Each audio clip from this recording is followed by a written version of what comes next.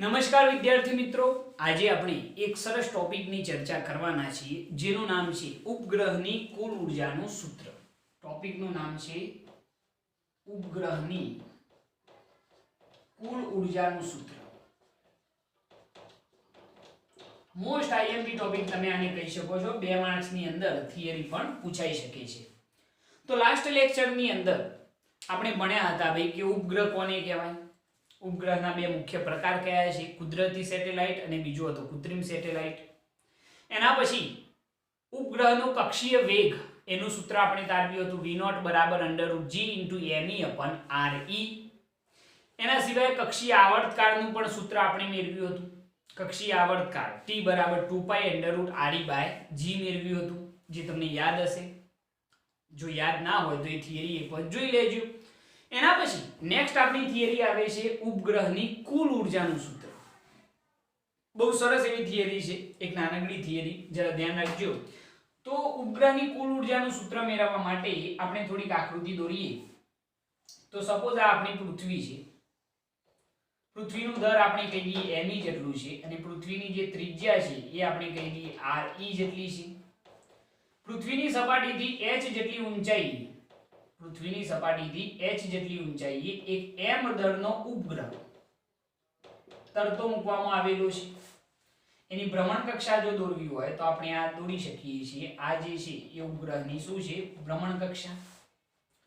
જો આ ઉપગ્રહનું પૃથ્વીના કેન્દ્રથી અંતર કેવું હોય તો આ જે અંતર આવે છે એ અંતર શું થઈ જશે, સ્મોલ r જેટલું કહી શકાય. પૃથ્વીના કેન્દ્રથી ઉપગ્રહનું જો અંતર કેવું હોય તો આપણે શું કહી દઈએ, r. જો r બરાબર શું કહેવાશે તો re + h કહી શકાય છે. તો અહીંયા આગળ આપણે લખીએ કે ધારો કે પૃથ્વીનું દર કેટલું છે me અને ત્રિજ્યા કેટલી છે તો re છે. પૃથ્વીના કેન્દ્રથી ઉપગ્રહ કેટલા અંતરે છે તો પૃથ્વીના કેન્દ્રથી r અંતરે m દળનો ઉપગ્રહ v0 જેટલા કક્ષીય વેગથી ભ્રમણ કરે છે. આપણે એવી ધારણા કરી કે પૃથ્વીના કેન્દ્રથી r અંતરે m દળનો જે ઉપગ્રહ છે એ કેટલા કક્ષીય વેગથી તો v0 જેટલા કક્ષીય વેગથી ભ્રમણ કરે છે. હવે આ જે ઉપગ્રહ ભ્રમણ કરે છે એની કુલ ઊર્જાનું સૂત્ર આપણે સાબિત કરવાનું છે. તો કુલ ઊર્જા એટલે કે બે ઊર્જાઓ હોય, એક હોય ગતિ ઊર્જા અને બીજી હોય સ્થિતિ ઊર્જા. આપણે બંને શોધવાની છે અને બંનેનું શું કરવાનો છે, સરવાળો કરવાનો છે. તો સૌપ્રથમ આપણે ગતિ ઊર્જા શોધીએ. તો ઉપગ્રહની ગતિ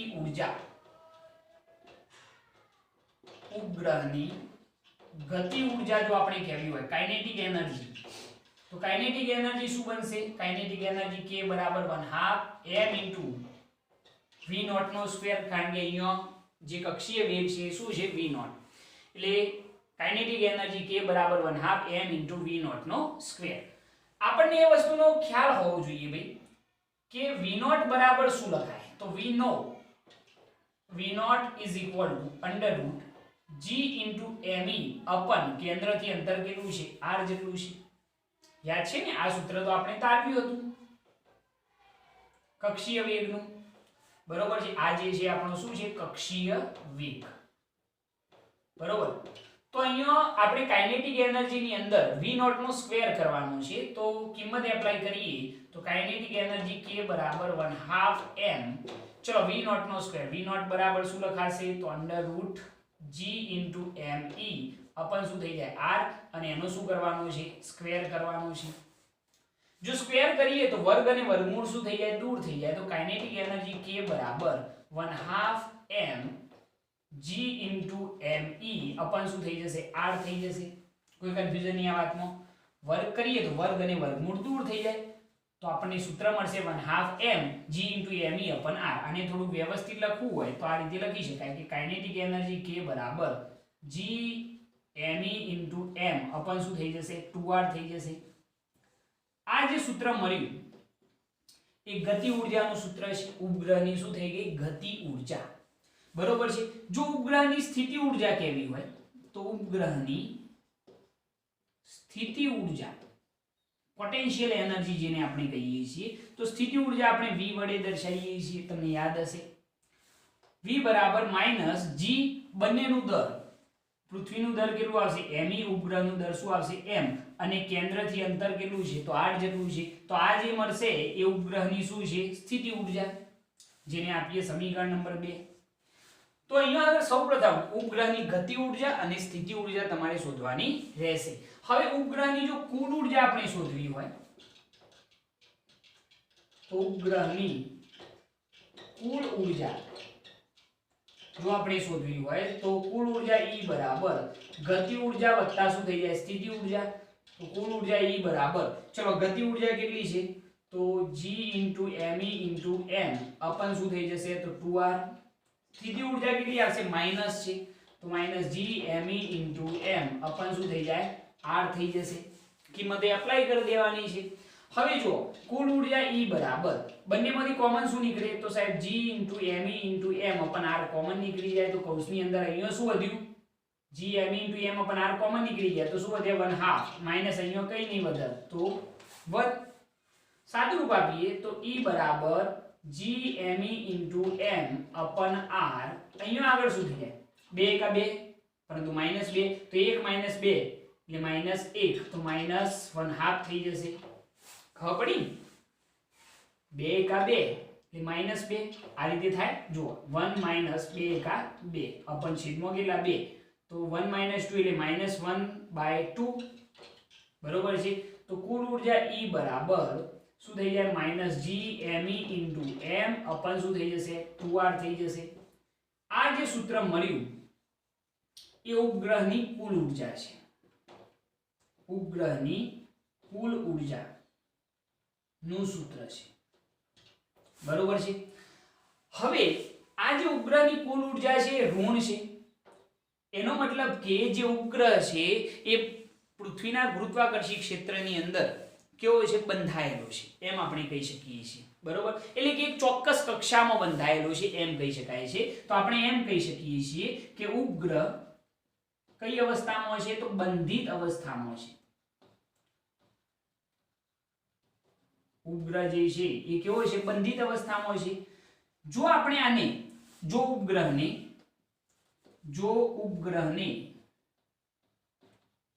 E બરાબર +g me m અપન 2r જેટલી ઊર્જા, કેટલી જો ઉપગ્રહને +g me m અપન 2r જેટલી ઊર્જા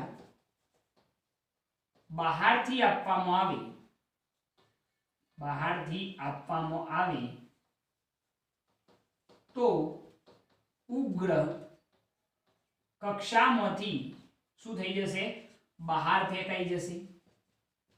સમજજો મેં અહીંયા સ્ટેટમેન્ટ શું લખેલું છે કે અહીંયા આગળ આ જે ઊર્જા મળે છે એ તો કેવી છે ઋણ છે, ઋણ છે મતલબ કે એ જે ઉપગ્રહ છે બંધિત અવસ્થામાં છે. મેં અહીંયા લખેલું છે કે ઉપગ્રહ કઈ અવસ્થામાં છે બંધિત અવસ્થામાં છે. હવે આપણે એને જો કક્ષામાંથી બહાર ફેંકી દેવો હોય, આ જે કક્ષા છે એ કક્ષાની અંદર આ ઉપગ્રહની બંધિત ઊર્જા આટલી છે, હવે એને આપણે બંધનમાંથી મુક્ત કરવો હોય તો એના માટે આપણે બહારથી કેટલી ઊર્જા આપવી પડશે તો +g me m અપન 2r જેટલી. તો મેં અહીંયા લખેલું છે કે જો ઉપગ્રહને E બરાબર +g me m અપન 2r જેટલી ઊર્જા બહારથી આપવામાં આવે તો ઉપગ્રહ કક્ષામાંથી શું થઈ જાય બહાર ફેંકાઈ જાય. કેમ ફેંકાઈ જાય? કારણ કે કુલ ઊર્જા શૂન્ય થઈ જાય. બંધિત ઊર્જા કેટલી -g me m અપન 2r, બહારથી કેટલી ઊર્જા આપીએ +g me m અપન 2r, તો કુલ ઊર્જા કેટલી થઈ ગઈ શૂન્ય. જો કુલ ઊર્જા શૂન્ય થઈ જાય તો જે ઉપગ્રહ છે એ કક્ષામાંથી શું થઈ જશે બહાર ફેંકાઈ જશે. આ સ્ટેટમેન્ટ ખાસ ધ્યાન રાખવાનું છે, બરોબર. અહીંયા આગળ જો આપણે એમ કહેવું હોય તો કહી શકીએ છીએ ભાઈ કે અનંત અંતરે કુલ ઊર્જા કેટલી હોય છે શૂન્ય, કારણ કે અનંત અંતરે કોઈ પણ જાતની ગતિ ઊર્જા પણ નહીં હોય કે સ્થિતિ ઊર્જા પણ નહીં હોય. એ સ્ટેટમેન્ટ આપણે લખીએ એના પહેલા આ વસ્તુનો ખ્યાલ આવી ગયો. મેં શું વિચારેલું છે પૃથ્વીનું દર me, ત્રિજ્યા re અને પૃથ્વીની સપાટીથી h જેટલી ઊંચાઈએ m દળનો ઉપગ્રહ તરતો મૂકેલો છે. તો પૃથ્વીના કેન્દ્રથી આ m દળના ઉપગ્રહનું અંતર શું થાય સ્મોલ r જેટલું થઈ જશે. એનો કક્ષીય વેગ કેટલો છે તો v0 જેટલો છે.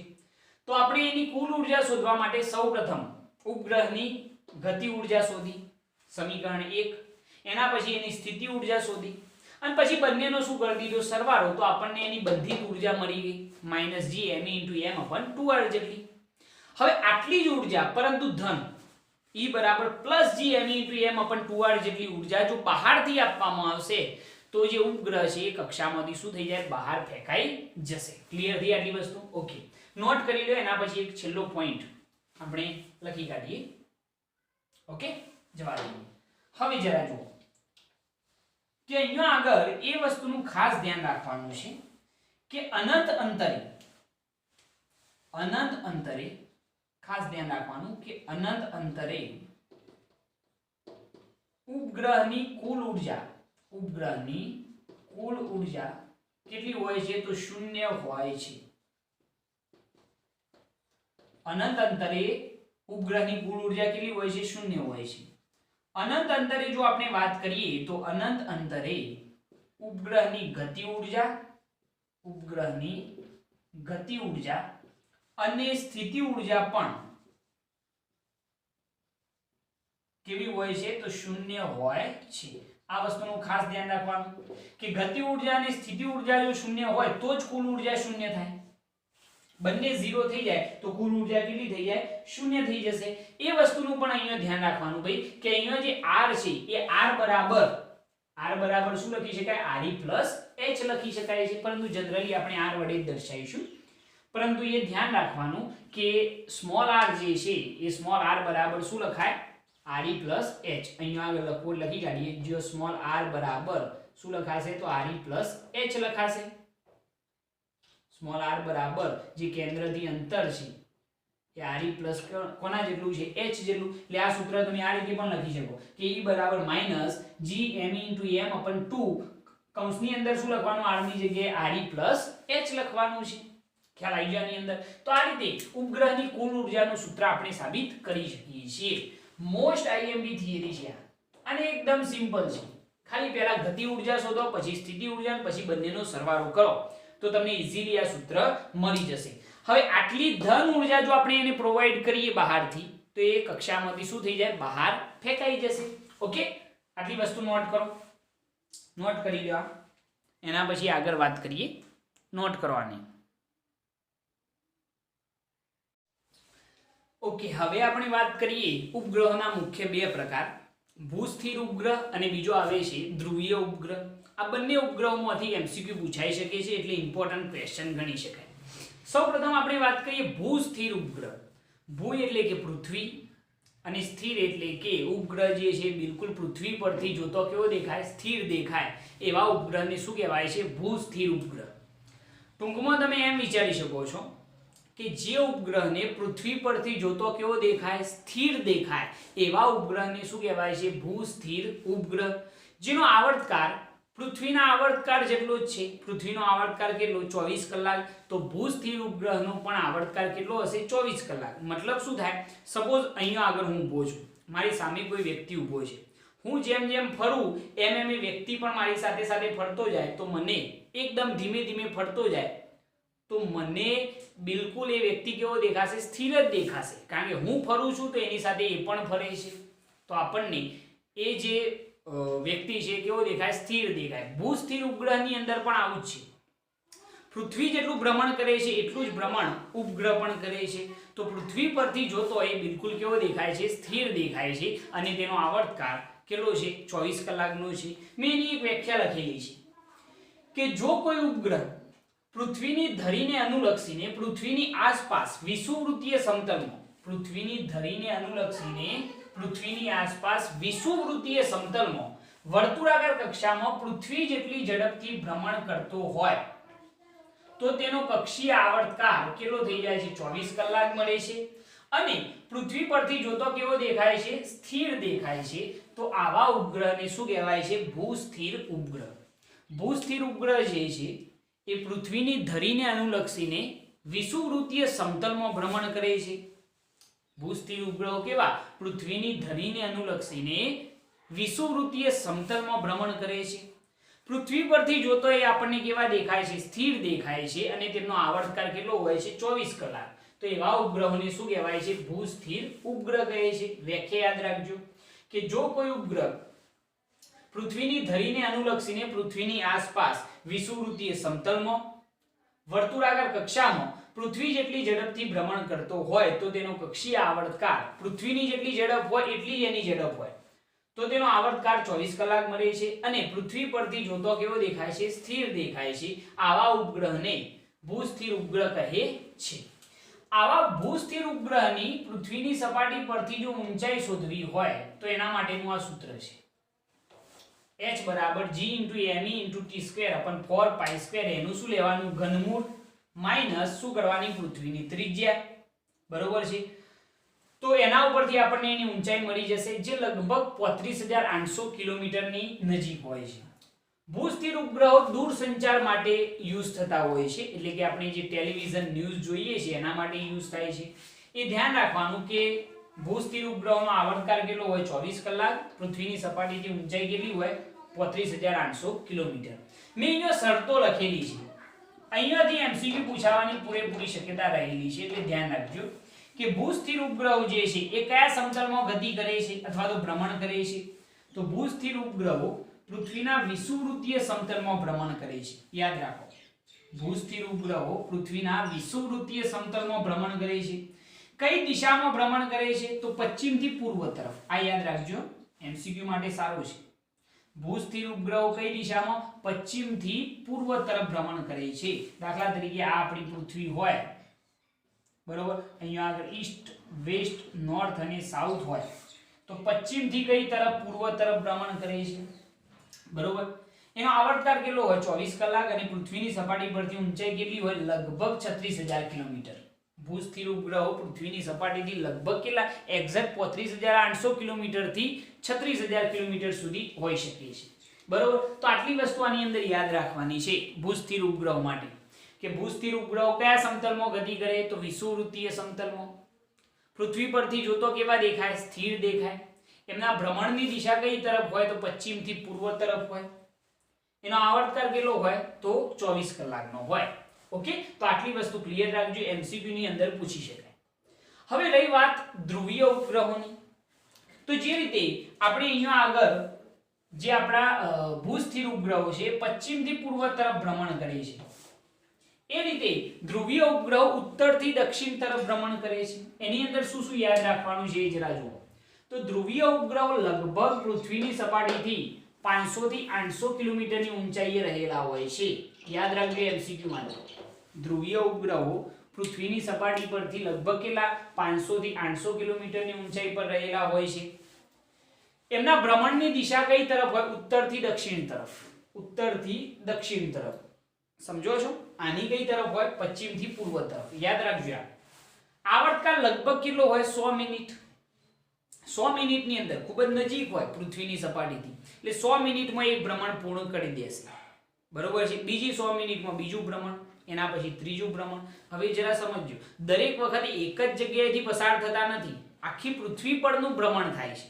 સમજી લો કે આ આપણી પૃથ્વી છે, બરોબર, સપોઝ આ આપણી પૃથ્વી છે, તો પહેલી વખત ભ્રમણ કર્યું છે એટલે આ પટ્ટી આવે છે, બરોબર. બીજી વખત ભ્રમણ કરવાનો વારો આવશે એટલે પટ્ટી ચેન્જ થઈ જશે, આ આવશે. એના પછી ત્રીજી વખત આ આવશે. 100 મિનિટમાં એક ભ્રમણ પૂર્ણ થઈ જશે. એના પછી આ આવશે. એમ આપણે 24 કલાકની અંદર અનેક વખત આપણી સમગ્ર પૃથ્વીનું અવલોકન કરી શકીએ છીએ. એટલે કઈ જગ્યાએ પૃથ્વી પર શું થઈ રહ્યું છે કોઈ પણ દેશની અંદર એ ઇઝીલી આપણે જાણી શકીએ છીએ, કારણ કે એનો આવર્તકાળ 100 મિનિટ છે, ખૂબ જ નાનો. પૃથ્વી પરના કોઈ પણ સ્થાનનું અવલોકન ઘણી વખત થઈ શકે છે. સમજો છો ને તમે? કોઈ પણ સ્થાનનું અવલોકન ઘણી વખત થશે. એનો ઉપયોગ કઈ જગ્યાએ થાય? તો દૂર સંવેદન, હવામાન શાસ્ત્ર અને પૃથ્વીના પર્યાવરણના અભ્યાસ માટે એનો ઉપયોગ થાય છે. કે ભાઈ આ જગ્યાએ પૂર આવ્યું છે તો આપણે સેટેલાઇટથી એનું અવલોકન કરી શકીએ છીએ. આ જગ્યાએ ભૂકંપ થયો છે તો કેટલી હાનિ થઈ છે એનું પણ અવલોકન કરી શકાય. બરોબર. સમજી લો કે ભારત પાકિસ્તાનની બોર્ડર ઉપર કોઈ હલચલ થઈ રહી છે તો એ પણ સેટેલાઇટ દ્વારા આપણને ખ્યાલ આવી શકે છે. બરોબર છે. તો આ બધી જે માહિતી છે એ આપણે ધ્રુવીય ઉપગ્રહો દ્વારા મેળવી શકીએ છીએ. આ બંને ક્વેશ્ચન ઇમ્પોર્ટન્ટ છે એમસીક્યુ માટે, એટલે ખાસ તમારે આને વ્યવસ્થિત તૈયાર કરવાના રહેશે. જોઈ લો આને અને નોટ કરી લો. નોટ કરી લો બંને, ભૂસ્થિર ઉપગ્રહ અને બીજો છે ધ્રુવીય ઉપગ્રહ. ઓકે, હવે આપણે જોઈએ સ્વાધ્યાયનો 8.19મો દાખલો. એની અંદર શું કહ્યું છે જરા જોઈએ. પૃથ્વીની સપાટીથી 400 કિલોમીટર ઊંચાઈ, પૃથ્વીની સપાટીથી કેટલી ઊંચાઈ કહેલી છે 400 કિલોમીટર. ચલો આને મીટરમાં કન્વર્ટ કરીએ તો 400 ગુણ્યા 10 ની 3 ઘાત મીટર થઈ જાય. જો આપણે 0.4 કરી દઈએ તો ગુણ્યા 10 ની કેટલી ઘાત થઈ જશે 6 ઘાત મીટર. ખ્યાલ આવે છે ને? દશાંશ સ્થળ અહીંયા છે, અહીંયાથી 3 દશાંશ સ્થળ ડાબી બાજુ લઈ જઈએ તો ઘાત વધે, તો 10 ની કેટલી ઘાત થઈ જાય 6 ઘાત મીટર. 400 કિલોમીટર ઊંચાઈએ એક ઉપગ્રહ કક્ષામાં ભ્રમણ કરે છે. ઉપગ્રહને પૃથ્વીના ગુરુત્વાકર્ષણની અસરમાંથી બહાર મોકલવા માટે કેટલી ઊર્જા ખર્ચવી પડે? આ ઉપગ્રહને પૃથ્વીના ગુરુત્વાકર્ષી ક્ષેત્રમાંથી બહાર મોકલવા માટે જરૂરી ઊર્જા આપણે શોધવાની છે. ઉપગ્રહનું દર આપણને આપેલું છે. ઉપગ્રહનું દર કેટલું છે 200 કિલોગ્રામ. પૃથ્વીનું દર આપણને આપેલું છે માસ ઓફ અર્થ 6 ગુણ્યા 10 ની 24 ઘાત કિલોગ્રામ. પૃથ્વીની ત્રિજ્યા પણ આપણને આપેલી છે 6400 કિલોમીટર, એટલે 6.4 ગુણ્યા 10 ની 6 ઘાત શું થઈ જાય મીટર જેટલી થઈ જશે. તો આપણે ઉપગ્રહને પૃથ્વીના ગુરુત્વાકર્ષી ક્ષેત્રમાંથી બહાર મોકલવા માટે જરૂરી ઊર્જા શોધવાની છે. સપોઝ આ આપણી પૃથ્વી છે, બરોબર. પૃથ્વીની ત્રિજ્યા આપણે કહી દઈએ r અને પૃથ્વીની સપાટીથી h જેટલી ઊંચાઈ એક m દળનો ઉપગ્રહ વર્તુળાકાર કક્ષામાં ભ્રમણ કરે છે. હવે આપણે આ ઉપગ્રહને પૃથ્વીના ગુરુત્વાકર્ષી ક્ષેત્રમાંથી બહાર મોકલવો છે, તો એના માટે જરૂરી ઊર્જા કેટલી થાય? સમજી લો કે કેન્દ્રથી આનું જે અંતર છે આપણે r કહી દઈએ, તો અહીંયા આપણે એમ લખી શકીએ કે ઉપગ્રહને પૃથ્વીના ગુરુત્વાકર્ષી ક્ષેત્રમાંથી બહાર મોકલવા માટે જરૂરી ઊર્જા જો આપણે કહેવી હોય તો E બરાબર જરૂરી બંધન ઊર્જા લખીએ આપણે. જરૂરી બંધન ઊર્જા E બરાબર શું થઈ જશે માઈનસ પ્લસ આવશે ને, ઋણ હોય તો એ બંધિત ઊર્જા છે, એટલી ઊર્જા આપણે બહારથી આપવી પડશે, તો પ્લસ GME * m અપન શું થઈ જશે 2r. આટલી ઊર્જા બહારથી આપવી પડશે. અહીંયા r બરાબર શું લખાય? તો re + h લખાય. તો ઊર્જા E બરાબર GME * m અપન 2 * r બરાબર શું થઈ જાય? તો re + h થઈ જશે. હવે કિંમત એપ્લાય કરી દઈએ. જો g બરાબર 6.67 ગુણ્યા 10 ની -11 ઘાત, પૃથ્વીનું દર 6 ગુણ્યા 10 ની 24 ઘાત, ઉપગ્રહનું દર 200 કિલોગ્રામ, 2 * પૃથ્વીની ત્રિજ્યા 6.4 ગુણ્યા 10 ની 6 ઘાત વત્તા ઊંચાઈ કેટલી છે 0.4 ગુણ્યા 10 ની 6 ઘાત. ઈઝીલી સાદુરૂપ આપી શકશો.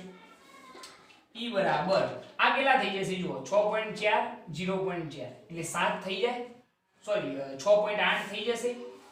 6.8 ગુણ્યા 10 ની કેટલી ઘાત થઈ જાય 6 ઘાત, ગુણ્યા 2 કરી દેવાના અને સાદુરૂપ આપી દેવાનું. તમે સાદુરૂપ આપશો ને આનું તો તમને જવાબ મળશે 5.8852.